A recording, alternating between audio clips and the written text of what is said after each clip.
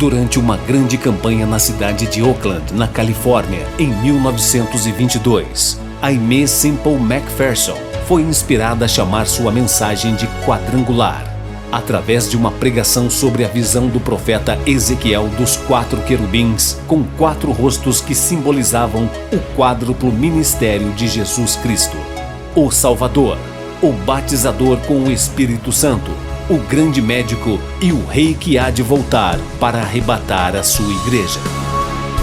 Sua mensagem nunca mudou, mas recebeu nova ênfase quando ela começou a proclamá-la com o nome dado por Deus: Evangelho Quadrangular.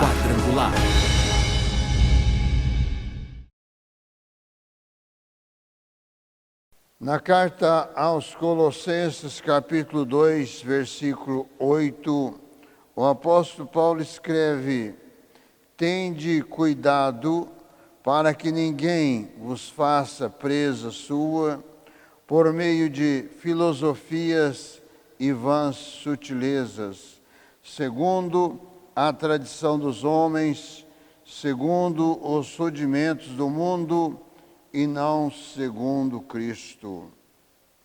A grande batalha do apóstolo Paulo era contra as heresias que estavam sendo introduzidas nas igrejas.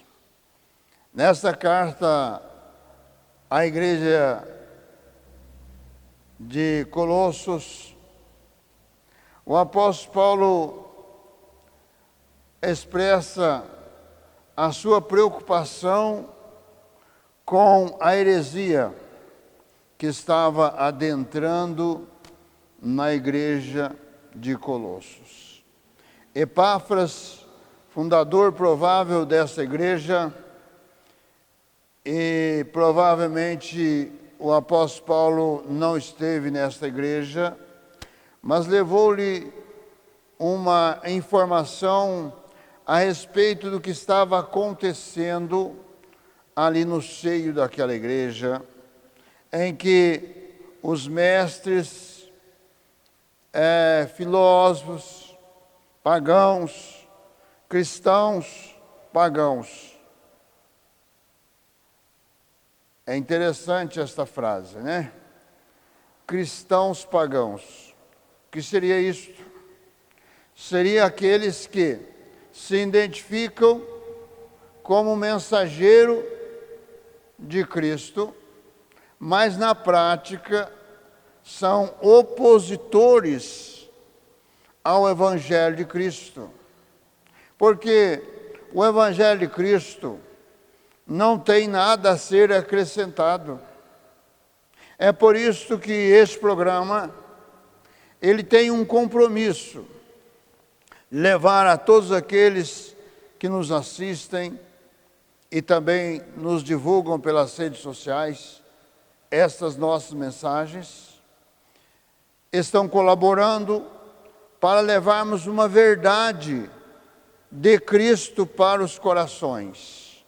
Estamos vivendo momentos em que a palavra de Deus se cumpre, e se no tempo apostólico já estava tendo essa preocupação por estes falsos mestres, falsos profetas, que estavam introduzindo no meio da igreja as ideias contrárias ao Evangelho de Cristo.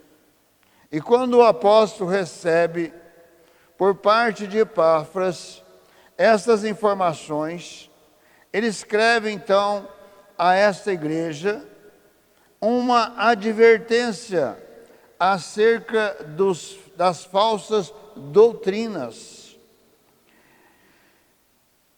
E a partir do versículo 4, o apóstolo Paulo escreve: e digo isto para que ninguém vos engane com palavras persuasivas, porque ainda que esteja ausente quanto ao corpo, contudo em espírito estou convosco, regozijando-me e vendo a vossa ordem e a firmeza da vossa fé em Cristo.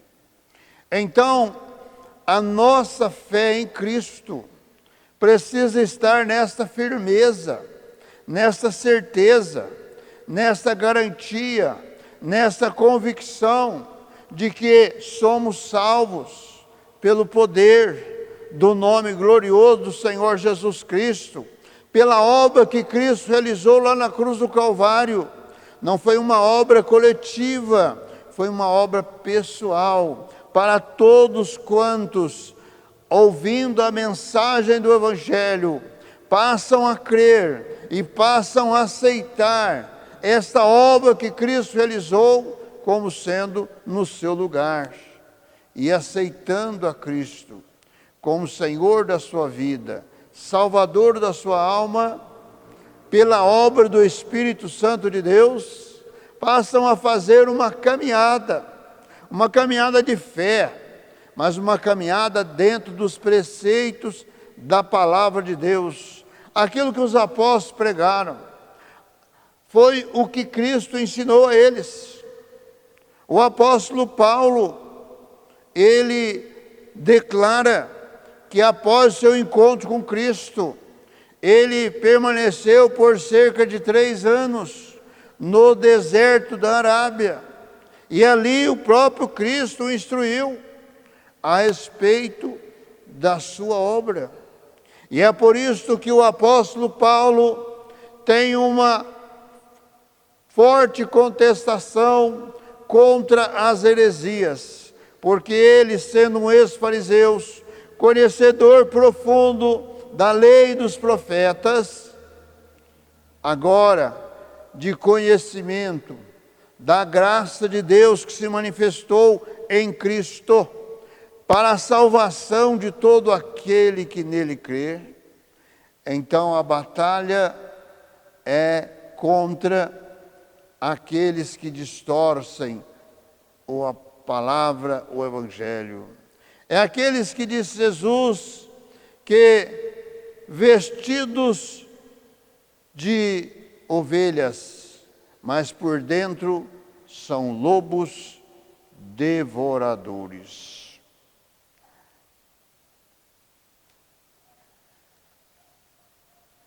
Aqui neste versículo 8 do capítulo 2 de Colossenses, Paulo nos adverte a vigiar contra todas as filosofias, religiões e tradições que destacam a importância do homem à parte de Deus, de sua revelação escrita.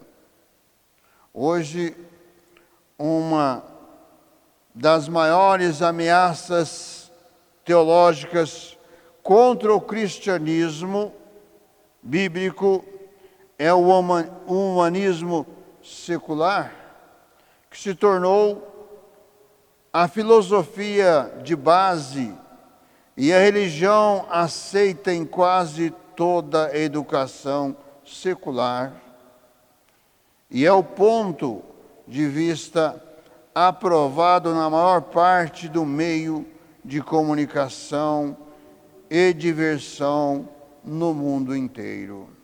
Então, essa filosofia humanística, ela refuta a Deus, a sua palavra e o próprio Cristo e a sua obra redentora, ou seja, o homem é por si só dependente de si mesmo, não precisa de Deus, não precisa deste Deus único, Criador dos céus, da terra e do mar, não precisa, não necessita da obra que Cristo realizou. Por quê? O próprio homem, ele provém a sua cura, a sua libertação.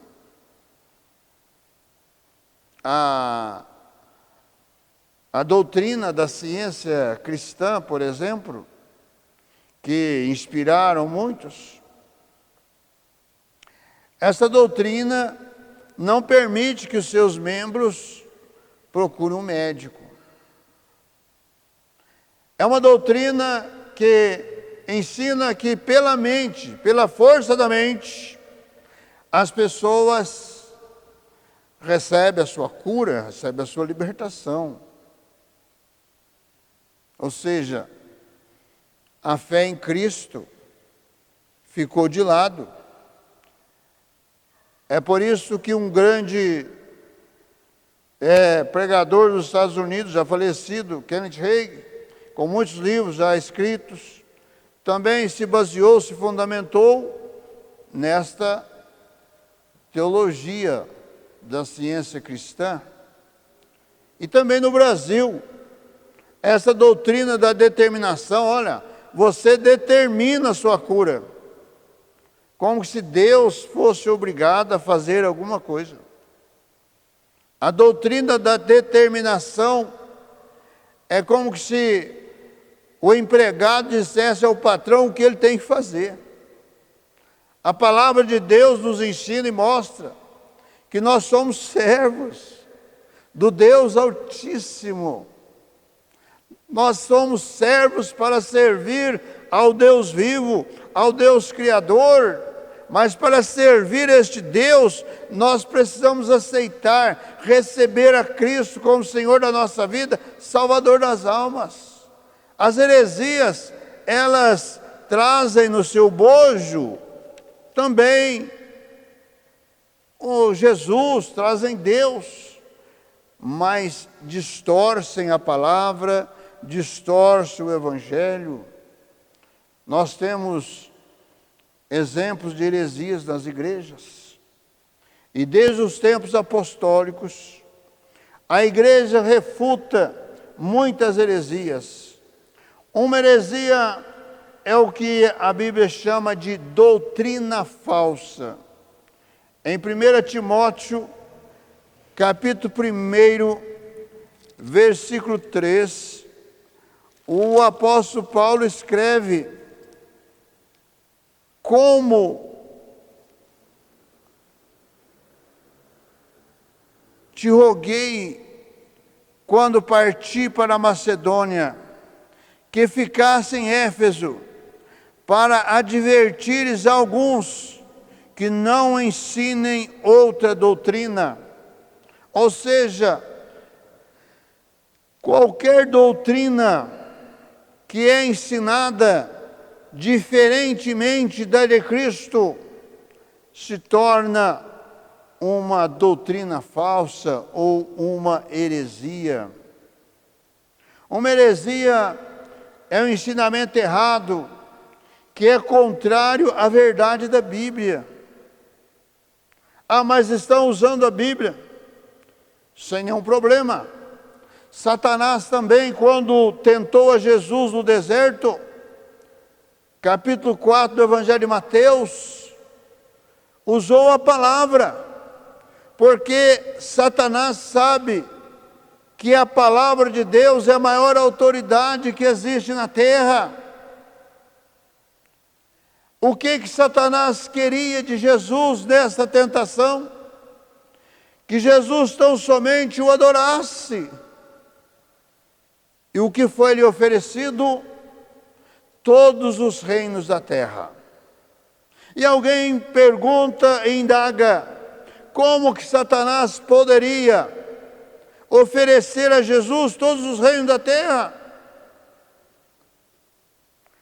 Quando o primeiro homem, Adão, homem de barro, criado por Deus, desobedeceu a Deus,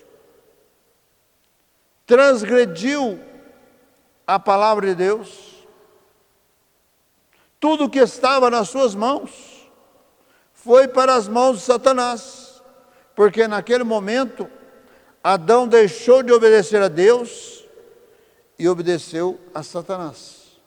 E tudo que estava nas mãos de Adão passou para as mãos de Satanás. Por isso que ele pôde oferecer a Jesus, tão somente se ele o adorasse, todos os reinos da terra. E Satanás continua oferecendo através das heresias vantagens para as pessoas. Todo ser humano quer vantagens. Todo ser humano, ele tem um apego às coisas materiais. Até o momento que ele descobre que ele tem a necessidade de algo muito maior do que muitas vezes as riquezas que ele ajuntou, as posses que ele ajuntou. Em dado momento, nós somos testemunhas e vemos isso diariamente, pelas redes sociais, pessoas milionárias, pessoas admiradas por muitos, em dado momento tiram a própria vida. Por quê? São religiosos, mas abraçaram uma heresia, não abraçaram a fé em Cristo, e é por isso que lançaram mão, tirando a própria vida, porque este mundo não mais lhes oferecia nada, porque quem nos oferece tudo é o Senhor Jesus Cristo e a nossa fé nele. Não precisamos ter posses deste mundo, não precisamos ter riqueza deste mundo, porque a maior riqueza para o crente em Jesus é a sua salvação, é Cristo que mora no seu coração. Esses são os verdadeiros vitoriosos, esses são os verdadeiros que passam muitas vezes por perseguições, muitas vezes por prisões, como nós vemos nos dias de hoje. Os países socialistas, disto comunistas, estão perseguindo os missionários, perseguindo as igrejas, fechando igrejas, colocando em prisão aqueles que professam o nome de Cristo. Isso no nosso tempo, no século 21, porque estamos às portas para o arrebatamento da igreja de Cristo, promessa de Cristo, e por isso Satanás está enfurecido, Satanás se levanta, Satanás quer de toda forma e maneira calar aqueles que estão verdadeiramente professando a fé em Cristo e testemunhando de Cristo. É por isso que a doutrina falsa leva as pessoas a uma falsa crença, a uma falsa esperança de uma vida melhor nesse mundo, ao passo que Jesus oferece o seu reino para todo aquele que crê. Muitas das principais heresias da história partilham crenças em comum. Por isso, em vez de descrever cada heresia, vamos ver os principais erros ensinados pelas grandes heresias da história. Heresia sobre Deus é a negação da Trindade. Negam que Deus é três em um. Rejeitam Jesus e o Espírito Santo como partes de Deus. Isto faz parte da doutrina do arianismo e das testemunhas de Jeová. Dois deuses. Existe um Deus mau, do Velho Testamento, que criou o mundo físico, e um Deus bom, do Novo Testamento, que enviou Jesus. Essa é a doutrina do gnosticismo. Doutrina esta que no tempo apostólico cresceram tanto quanto o cristianismo. Porque essa doutrina do gnosticismo, e toda heresia é assim, é uma mistura de crença. Então o gnosticismo tinha a mistura de várias crenças, tinha a mistura do judaísmo, tinha a mistura do romanismo, tinha a mistura das filosofias gregas e também depois introduziram Jesus na doutrina. E por isso introduziram a adoração a anjos.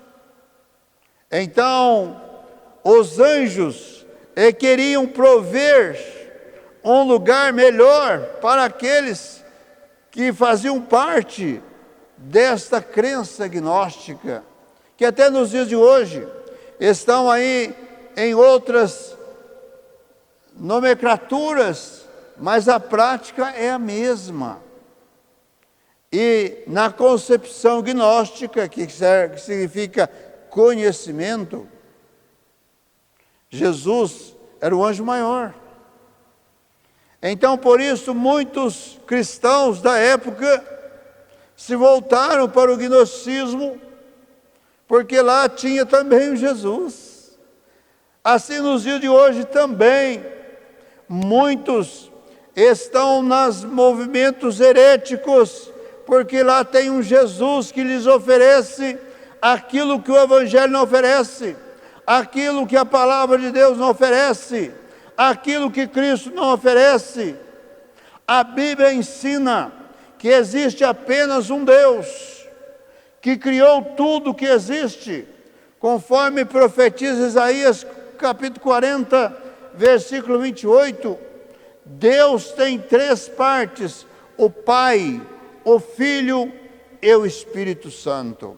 Creia neste Deus, examine bem qual é a concepção da sua fé, qual o movimento teológico cristão que você está inserido.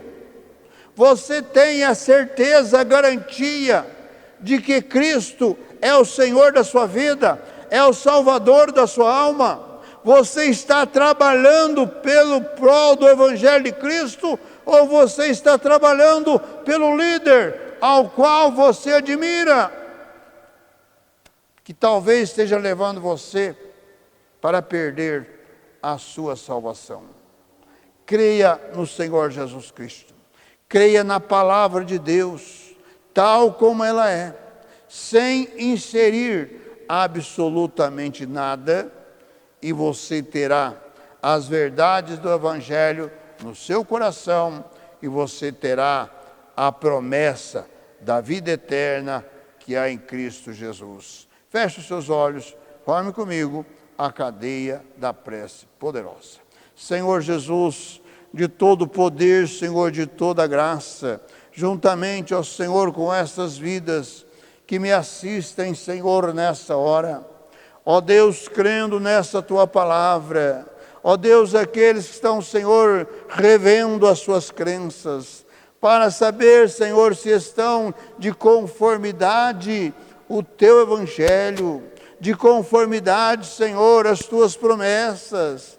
Ó Senhor, que o Teu Espírito Santo esteja clareando a cada entendimento, esteja tocando, Senhor, a cada coração, para que se voltem para Ti, se voltem para a Tua salvação, se voltem, Senhor Jesus, para Te aceitar como Senhor da sua vida, Salvador da sua alma, para se tornar uma testemunha viva do Seu poder, um discípulo para o Teu reino. No Teu santo nome, ó Cristo, eu te peço a Tua bênção nesta hora. Visita, Senhor, cada lar, cada família. Toca com a Tua bênção nesta hora, por sobre o empresário, por sobre o comerciante, ó Deus, sobre o trabalhador e a trabalhadora. Senhor, coloca nesta hora a Tua bênção, a Tua graça. Em o nome do Senhor Jesus eu oro, eu abençoo, e para a Sua glória. Amém. Participe conosco deste ministério, com a sua oração, com a sua participação, e também divulgando para os seus parentes, amigos e vizinhos esta obra gloriosa do Senhor Jesus Cristo, o nosso compromisso é de levar as verdades do Evangelho do Senhor Jesus Cristo para todo o Brasil. E você poderá participar conosco, com a sua oração, com a sua presença. E também você poderá, com os seus dízimos, com as suas ofertas, e também com o mensageiro da esperança, proporcionar para que alguém possa levar esta mensagem verdade nestes dias de cumprimento da palavra de Deus, em que está próximo o arrebatamento da igreja do Senhor Jesus Cristo. Participe conosco deste ministério para todo o Brasil. Visite também no YouTube, programa Cristo Esperança Nossa. E também faça a sua inscrição ali no nosso canal no YouTube. Na barra do nosso vídeo está lá para você fazer a sua inscrição. E também visite o nosso site www.quadrangularirindependente.com.br. Ali tem todas as informações a respeito da nossa obra. E também todos os domingos às 18h30, noite da bênção para a família. Venha colocar a sua família no altar de Deus, para que haja vitória na sua casa, no seu lar, na sua família. Todos os domingos, 18h30, em nossa sede nacional, a rua Olegário Maciel, número 155, no bairro de Vila Cruz. E às quintas-feiras, 19h30, a noite da vitória. Venha participar, venha receber a sua bênção na noite da vitória. Venha participar da corrente da vitória às quintas-feiras, 19h30. Divulga este programa para os seus parentes, amigos e vizinhos.